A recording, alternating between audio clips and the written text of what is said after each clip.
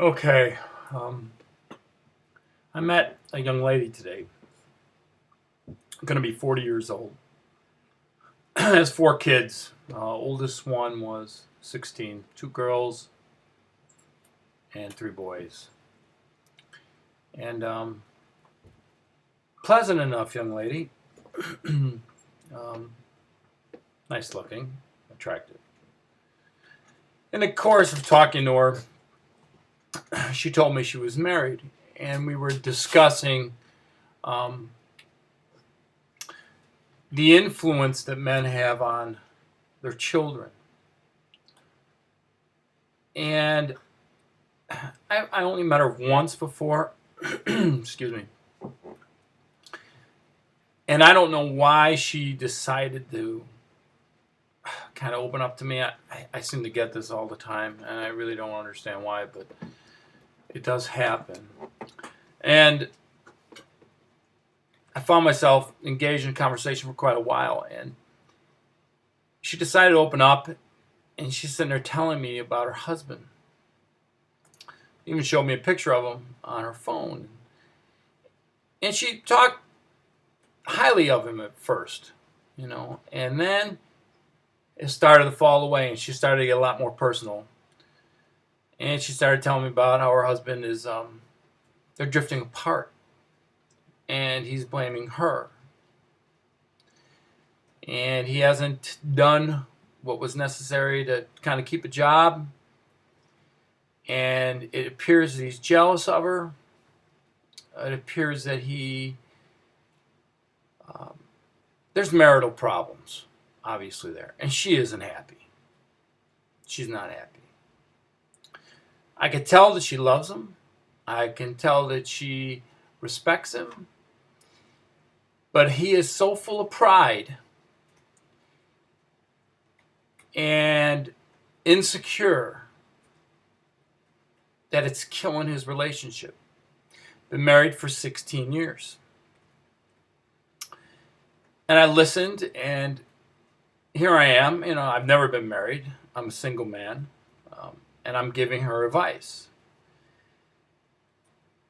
But here's the crux of the problem. She has a husband that is an atheist. He has no faith in anything. He is living by a worldly standard of what is right or what's wrong. She is moving in a different direction, on a spiritual plane, so to speak. And she loves this guy, and she's having a hard time with him. And as I listen, and certain things hit in my mind, I ask her how old he is. He's heading to 40. And I said to her, let me guess, he's not happy. Yeah, he's not happy. He didn't think life was going to be like this. It was not what he expected. She replies, yeah. So this is a classic guy hitting his midlife crisis, not knowing what to do because he's got a family and he's got four kids and he's not stepping up to the plate and he doesn't have any spiritual thing to fall back upon. He's not going to draw from a higher power, so to speak. And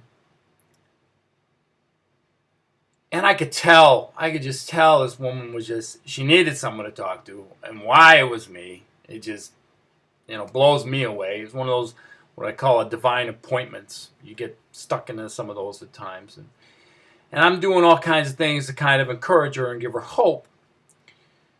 But you know what, deep down inside, I think it's hopeless. When you have a man that has decided in his mind that his wife doesn't matter, his kids don't matter, he's going to be walking, man.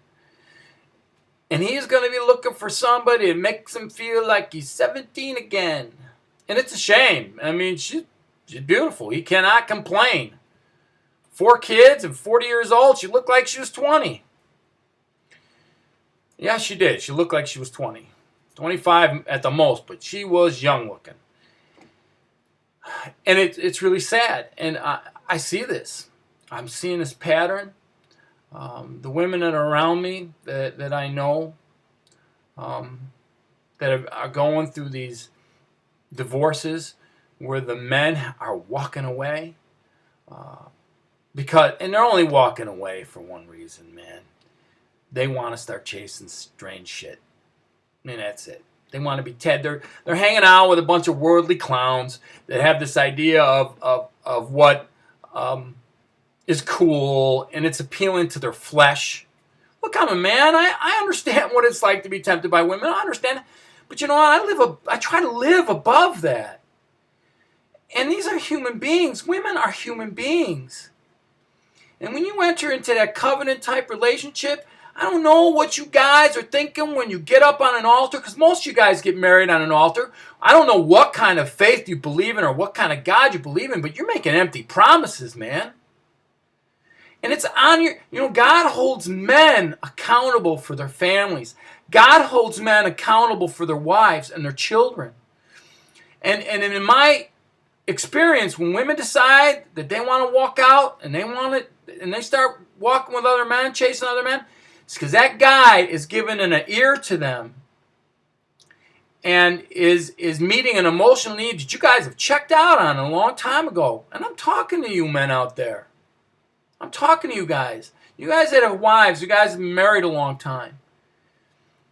There's an intimacy here that goes beyond that whole physical thing that you guys are all excited about. Okay? I get it. I'm a man. But you know what?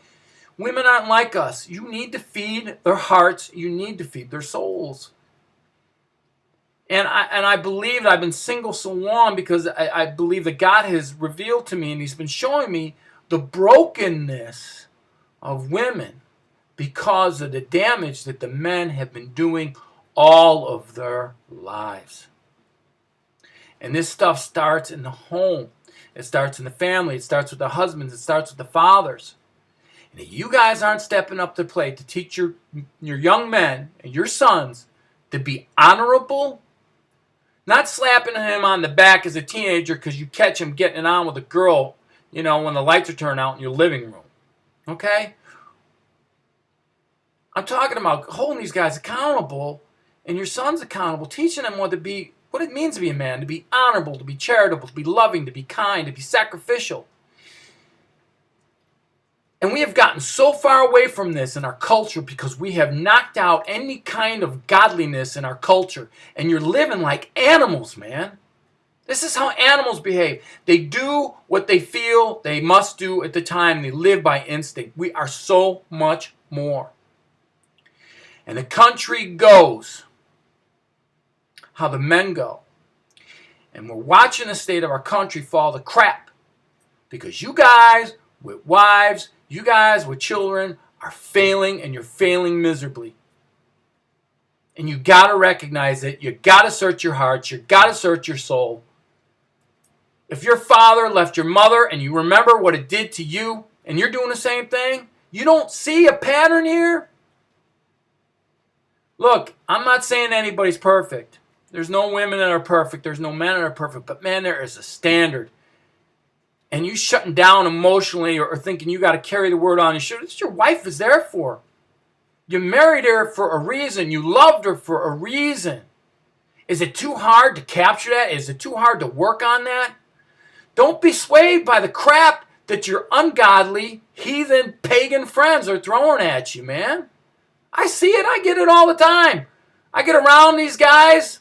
I get around some heathens because I know some.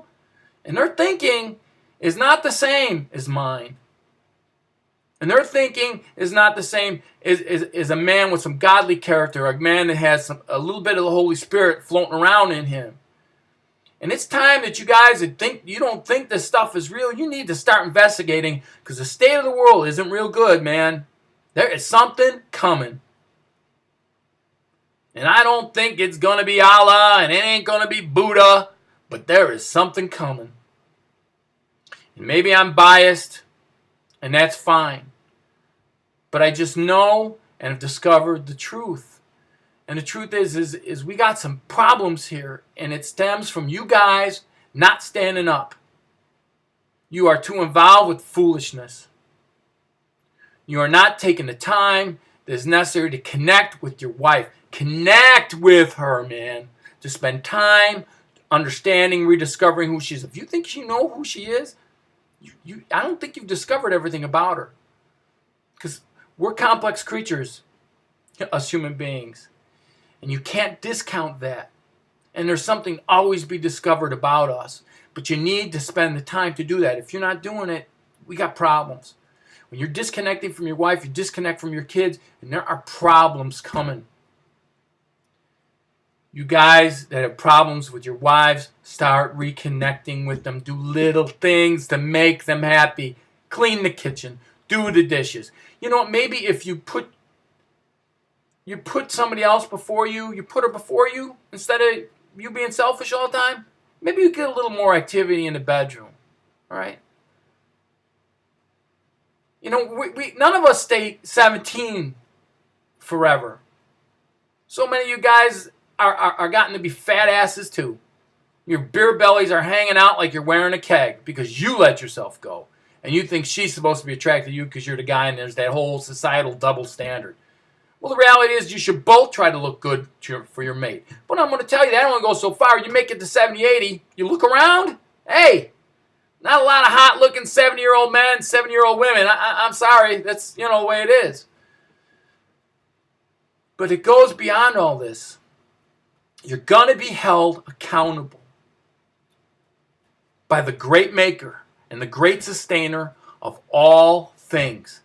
Whoever you're going to call him, whoever you may think he is the great maker and the great sustainer, and he does not take pleasure in men circumventing the responsibilities he's placed on your shoulders as the head of your household, to be loving and caring, to be a kind-hearted protector, warrior, whatever you want to call it. You should be willing to die for your wife. And I'm not saying take a bullet for her. I'm talking about die to yourself. Put some of your stuff off to the side. And nurture her heart and her spirit. Because if you don't do it, somebody else is going to. And shameful on you when you leave her. After years of her being with you and being faithful and being responsible to you. And shame on you. Shame on you. Quit playing around with your secretary. Quit playing around behind her back thinking she ain't going to know. Quit taking her for a fool. It's disrespectful. It's unhonorable. And it's just plain wrong.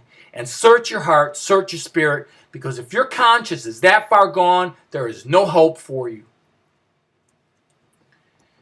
I promised this young lady I was going to bring her a book. A book that I found really helpful called Every Man's Battle. Not to put in his face, but for her to read, and maybe she can understand a little bit of what the guy's going through. And he would probably have a fit if she knew that she was talking to me, but I don't know the guy, and I'm an advocate in his corner. But I realize if he doesn't come out of this situation, he's going to have a fractured family. He's going to have children who are broken, and this is going to spill over into our society. Look, guys, it's time to wake up. It's time to quit messing around and take these things seriously, because this just is getting old. For all you women out there that just happen to come across this and listen to this, look, quit messing around with stupid men. Honestly. If you're married, stick it out. Try to connect. Try to communicate and connect and work things out. Try to bring him along and encourage him, because most men are insecure deep down inside. They don't want to admit it. Pride, arrogance, self-reliance, and insecurity are man's worst enemy, and us men are full of them. I got them too. I'm just willing to sit here and go on camera and go before public and admit it. But I'm willing to work out those issues. It's time to step up to the plate and do what is right and quit playing around, because it is going to get bad if you don't straighten things out. My heart breaks. My heart breaks. Wake up. It's time to wake up. Quit playing around. Get your head out of the sand. Quit playing ostrich.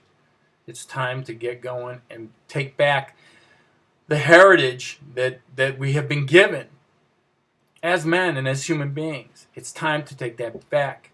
Quit screwing around, because, man, it is going to come down on you like a guillotine.